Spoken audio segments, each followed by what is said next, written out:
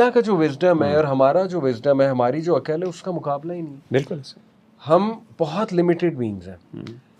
اب دیکھیے یہ جو سفرنگ ہے, it's not just mindless and meaningless cruelty. بالکل, rather there is a meaning behind that. Exactly. اور وہ میننگ ہمیں تھرو آؤٹ تاریخ نظر آتا ہے, مینیفیسٹ ہوتا نظر آتا ہے.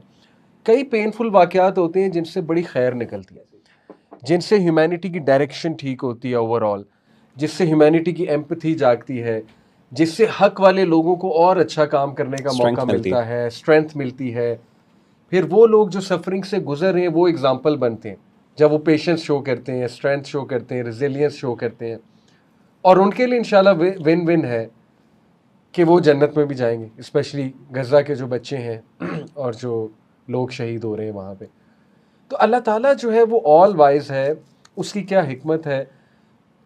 کوئی واقعہ جب پیش آتا ہے اللہ تعالیٰ اس کو الاؤ کرتا ہے. اللہ کے الاؤ کرنے کے پیچھے there could be thousands of reason, exactly, and not necessarily you can understand every reason. اس لیے یہ سوال پوچھنا کہ مجھے سمجھاؤ کہ ایسا کیوں ہوتا ہے, میں تو اس سوال کو بھی غلط سمجھتا ہوں, کیونکہ آپ سمجھ نہیں سکتے. ٹو بی آنیسٹ میرے پاس کوئی 100% ریزن نہیں کہ میں آپ کو سمجھاؤں کہ اس لیے یہ واقعہ ہوا ہے.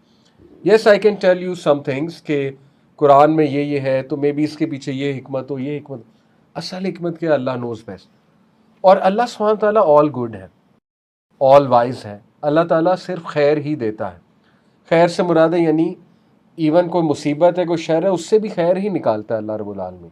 اور انسانیت کے لیے اس میں کوئی نہ کوئی خیر ہی ہوتی ہے اوور آل, براڈلی اسپیکنگ. تو میں تو ایسے نوجوانوں کو یہ کہتا ہوں, اور ماں باپ کو بھی, دیکھیں آپ اپنے بچوں کو سمجھائیں کہ ہمارا جو وزڈم ہے وہ فائنائٹ ہے, ہماری جو عقل ہے وہ لمیٹڈ ہے. اللہ رب العالمین کا وزڈم انفائنائٹ ہے. تو اللہ کے طریقہ کار کو کویسچن کرنا اور یہ کہنا کہ مجھے 100% سمجھ لگ جائے ایسا کیوں ہوا ہے, ویئر از دا ٹرسٹ. اگر آپ اللہ سبحانہ تعالیٰ کو گاڈ مانتے ہو, اور چلیں اللہ کو ہم چھوڑ کے ایک اور مثال لیتے ہیں. اگر آپ ایک آرگنائزیشن میں کام کر رہے ہو اور اس کا لیڈر ہے کوئی, اس کا کوئی سی ای او ہے, وہ ساری باتیں تو نہیں آپ کو سمجھاتا نا, کچھ تو وہ ایکسپیکٹ کرتا ہے کہ ٹرسٹ بھی کریں. یا آپ ہر بات اس سے پوچھنے چلے جاتے ہو کہ مجھے اس کی بھی ریزن بتاؤ, اس پالیسی کی ریزن بھی بتاؤ. In every relation there has to be a trust.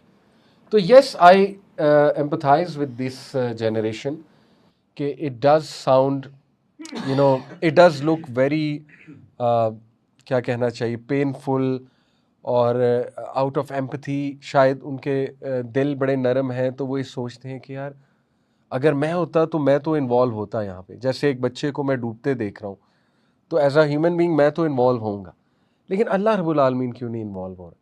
تو اس سے مغیرہ بھائی چاہوں گا تھوڑا یہ بھی ہم ڈسکس کریں کہ دیکھیں the way we look at death is not the way Allah سبحانہ تعالیٰ لکس ایٹ ڈیتھ.